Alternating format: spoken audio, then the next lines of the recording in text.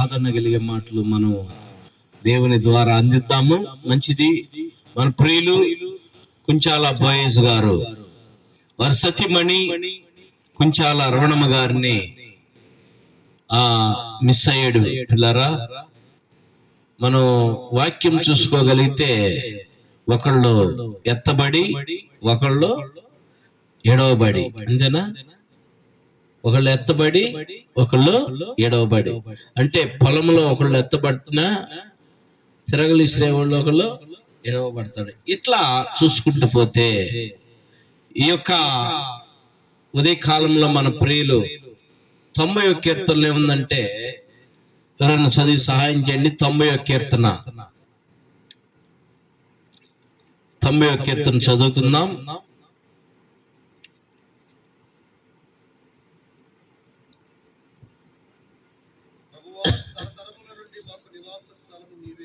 ప్రభువా, తరతరములకు మాకు నివాస స్థలము నువ్వే, పర్వతముల పుట్టక మునుపు, భూమిని లోకమును నువ్వు పుట్టింపక మునుపు, యుగ యుగములకు నీవే దేవుడువు. నువ్వు మనుషులు మంటికి మార్చుచున్నావు. నరులారా తిరిగి రండి అని సెలవిచ్చినప్పుడు నీ దృష్టికి నరులారా తిరిగి రండని సెలవిచ్చావు. చూడండి, నరులారా తిరిగి రండి. ప్రియులారా, మనుషుల్ని మట్టికి మారుస్తూ ఉన్నాడు. నరులారా తిరిగి రండి అన్నప్పుడు ఈరోజు ఉదయకాలం మరి సహోదరి ఎన్ని గంటలకి? 8 గంటలకి సహోదరి రమణమ్మ రా అని దేవుడు పిలిచినప్పుడు ఆ స్వరము ఎవరు విన్నారు? రమణమ్మ వింది కదా. రా అన్నప్పుడు రమణమ్మ వింది. వెంటనే చక్కగా కట్టుకున్నటువంటి ఇల్లుని, కుటుంబాన్ని, భర్తని, బిడ్డల్ని, మనో సంతానాన్ని అందరిని విడిచిపెట్టి దేవుని పిలుపు అందుకొని వెళ్ళిపోయింది. మనకంటే ముందు వెళ్ళింది. ఒకరోజు మనం అందరం కూడా వెళ్ళబోతూ ఉన్నాం. దేవుని పిలుపు నువ్వు నేను మనమందరం వినబోతూ ఉన్నాం. ఇది మాత్రం వాస్తవం. నరులారా తిరిగి రండని ఆయన సెలవిచ్చేది ఖచ్చితంగా వాస్తవం. నా ప్రియమైనటువంటి వారులారా, నరులారా తిరిగి రండి అన్నప్పుడు రమణమ్మ గారికి దేవుని మాట వినపడింది. వెంటనే దేవుని మాటకి అడ్డం చెప్పకుండా వెళ్ళిపోయింది. ఈ సమయంలో నేను చెప్పాలని ఆశపడుతున్నాను. నాకు వీళ్ళు దాదాపు ఒక 25 సంవత్సరాల క్రితమే తెలుసు. ఇంకా ఎక్కువే, పైచిలుకే ఎక్కువ సంవత్సరాల నుంచే తెలుసు నాకు. ఎందుకంటే ఈపురపాలెంలో ఉండేవాళ్ళు. మా నాన్న డాక్టర్ గా పనిచేసేటప్పుడు వీళ్ళు మా నాన్న దగ్గరికి వచ్చి చూయించుకునేవాళ్ళు. కుటుంబం వీళ్ళ పెద్ద కొడుకైతే మామయ్య అనేవాడు మా నాన్నని. గీత ఏది గీస్తే, ఏ బిళ్ళ చేస్తే ఆ బిళ్ళ, ఏ టానిక్ చేస్తే ఆ టానిక్, ఏ ఇంజక్షన్ చేస్తే ఆ ఇంజక్షన్ తెచ్చి వేయించుకునేవాడు. అంటే మా నాన్న మీద అంత గురి. మా నాన్న వీళ్ళకి ట్రీట్మెంట్ చేసేవాళ్ళు. వీళ్ళు మేము చిన్నతనంలో ఈ కుందేళ్ళను కూడా పెంచేవాళ్ళు. మేము ఆ కుందేళ్ళను చూస్తానికి వీళ్ళింటికి వెళ్ళేవాడిని నేను. ఈపురపాలెంలో పోలీస్ స్టేషన్ దగ్గర ఉన్నటువంటి ఇళ్ళ దగ్గర. వీళ్ళ చిన్న తమ్ముడు కోటయ్య, ఇంకా చిన్న తమ్ముడు కూడా ఉన్నాడు. మూడో తమ్ముడు కదా, మూడోవాడు కోటయ్య. మేము ఒక ఏజ్ వాళ్ళు అనమాట. అయితే నేను వాళ్ళ ఇంటికి తరచుగా వెళ్ళేవాడిని. మా నాన్నకి వీళ్ళు ఫ్యామిలీ, మా నాన్న డాక్టరు. బోయేజ్ అన్న అప్పటి నుంచి నాకు తెలుసు. బోయేజ్ అన్న ఈ లోకంలో తిరుగుతూ సడన్ గా దేవుని యొక్క సన్నిధిలో పట్టబడ్డాడు. హల్లెలూయా. దేవుని సన్నిధిలో పట్టబడ్డాడు. అక్కడ ఈపురపాలెంలో ప్రకాశ్రావు గారి దగ్గరికి ప్రార్థనకు వచ్చేవాడు. వాళ్ళ కుటుంబం ప్రార్థనకి వెళ్తూ బాప్తిసం పొందాడు. బాప్తిసం పొంది తను జీవించినంత కాలం, అంటే నేటి వరకు కూడా ఆయన ఒక మంచి విశ్వాసిగా ఆయన ఎదుగుతూ ఉన్నాడు. సరే, ఆయన వివాహం చేసుకున్న తర్వాత సహోదరి మరి రవణమ్మ గారు కూడా దేవునిలోకి రావటం చాలా ఎంతో ఆశీర్వాదకరం. తన భర్తకి లోబడింది, దేవుని మాటలు విన్నది, తను కూడా తన జీవితాన్ని మార్చుకొని దేవుని నమ్ముకుంది, మారు మనసు పొందింది, బాప్తిసం పొందింది, దేవునిలో ఎదుగుతూ ఉంది. దేవుడు వాళ్ళ ప్రేమించి 2 బిడ్డలను ఇచ్చాడు, కుమార్తెని కుమారుణ్ణి.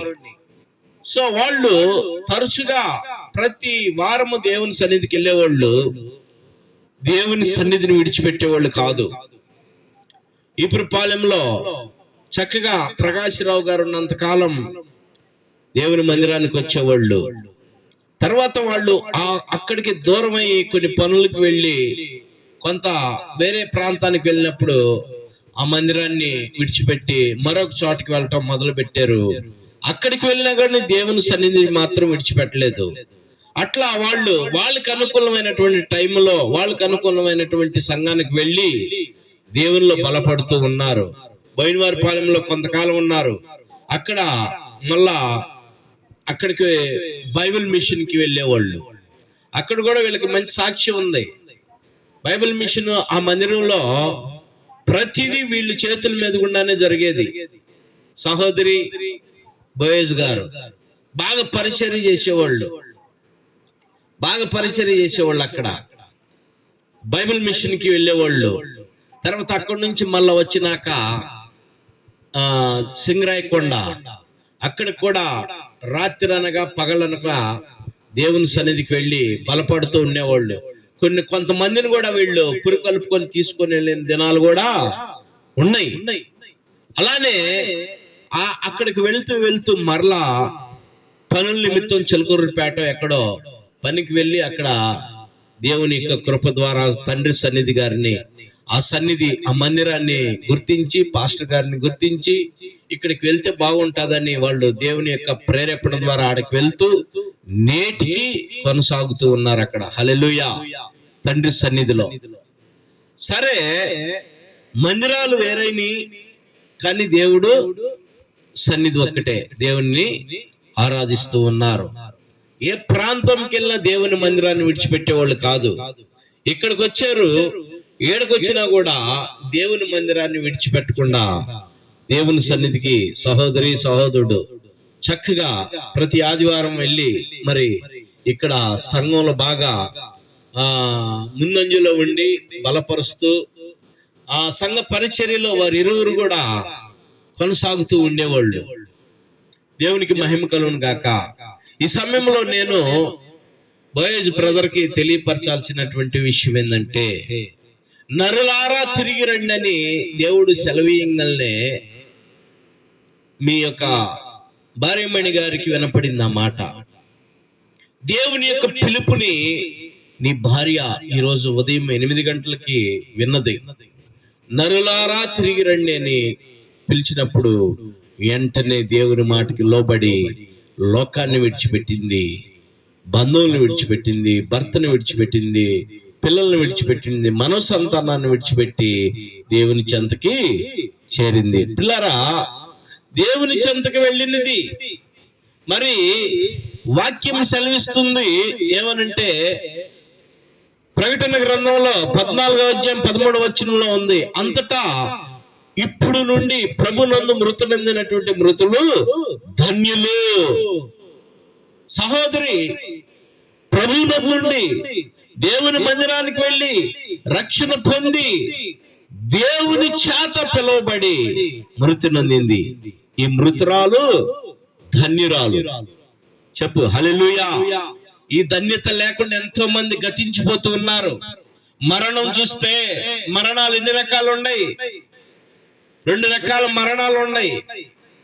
నాకు తెలిసి 2 రకాల మరణాలు. ఒకటి, బాగా బతికి మంచి ఆహారం తిని మంచి వస్త్రాలు కట్టి బాగా బతికి సడన్ గా చచ్చిపోతే, ఇట్లా హార్ట్ అటాక్ వచ్చి చచ్చిపోతే, అబ్బా భలే మంచి మరణం పొందింది. ఇప్పుడు సహోదరుని కూడా భలే మంచి మరణం పొందింది మంచాన పడకుండా అనే మాట అంటారు, అవునా కదా? రెండోది, ఏమి తినటానికి లేక గతి లేక అడుక్కుంటూ మంచాన పడి రోగిష్టయి ఇబ్బంది పడుతూ 1-2 మంచాల్లోనే చేసుకుంటూ ప్రాకులాడుతూ చచ్చిపోతే ఎంత దరిద్రపు మరణం పొందిందో అని అంటారు. ఏ నాలిక అంటారు? మంచి చెప్పే నాలికే. మంచి చెప్పే నాలికే పొగుడుతారు, మంచి చెప్పే నాలికే తిడతారు. మనుషులు పొగుడుతారు, తిడతారు. ఇప్పుడు సహోదరి ఏ మరణం పొందింది? మనం ఏం మరణం పొందిందని చెప్పుకోవాలా? ఎవడే ఈ రెండిట్లో ఈ 2 మరణాలు అయితే దేవునికి ఇష్టం లేదు. ఈ 2 మరణాలు దేవునికి ఇష్టం లేదు. ఎందుకు ఇష్టం లేదంటే, ఈమె జీవించినంత జీవిత కాలము దేవుణ్ణి తెలుసుకోకుండా తను ఈ లోకంలో ఇష్టానుసారమైన జీవితం జీవించి ఉన్న స్థితిలో ఉండి చచ్చిపోతే ఉపయోగపడేది కాదు. లేక పేదరికంలో ఉన్నా కూడా ఉపయోగపడదు. కానీ ఈమె ఇక్కడ ఈ లోకంలో జీవించినంత జీవితకాలం ఎట్ట జీవించిందనేది కాదు, కానీ ఆమె దేవుల్లో ఉండి మరణించింది. ఈ మరణము ధన్యత. హల్లెలూయా. అందుకనే ప్రభు నందుండి మృతి నొందినట్లు మృతులు ధన్యులని. ఈ మరణము ధన్యత ఆమెకి. ఒకరోజు అందరూ వెళ్ళిపోవాల్సిందే. బ్రదర్, నేను ఆదరిస్తున్నాను, ఆదరణ మాటలు తెలియపరుస్తున్నాను. నీకంటే ముందు యేసు ప్రభుని చూసుకుంది, నీకంటే ముందు యేసు ప్రభుని చూడబోతుంది, కలుసుకోబోతుంది. హల్లెలూయా. రేపు ఆయన మధ్యాకాశంలోకి వచ్చి బోర ఊదినప్పుడు ముందు ఎత్తబడేది ప్రభు దగ్గరికి వెళ్ళేది ఎవరు? రవణమ్మ గారు. మృతి నొందినటువంటి మృతులు బోర ఊదినప్పుడు ఆ చచ్చిపోయినటువంటి వారు, సమాధి చేయబడినటువంటి వారు మొదట ఎత్తబడతారంట. ఆ తర్వాత సజీవులమై ఉండి మనం ఎత్తబడతామంట. ఆ బోర విన్నప్పుడు మృతి పొందినటువంటి వారు మొదట లెగుస్తారు. అక్కడంత ధన్యత. మనకంటే ముందు యేసు ప్రభుని కలుసుకుంటానికి వెళ్ళింది. ప్రసంగి గ్రంథంలో 7వ అధ్యాయం 15వ వచనంలో ఒక మాట ఉంది. ఏమనుందంటే, ఇది చాలా మంచి మాట, కానీ చాలా చెప్పుకోవడానికి చెడ్డ మాటగా ఉండిద్ది, కానీ మంచి మాట ఇది. చూడు, చదువు బ్రదర్ ఒకసారి. ప్రసంగి గ్రంథం 7వ అధ్యాయం 15వ వచనంలో వినండి. నా వ్యర్థ సంచార కాలములో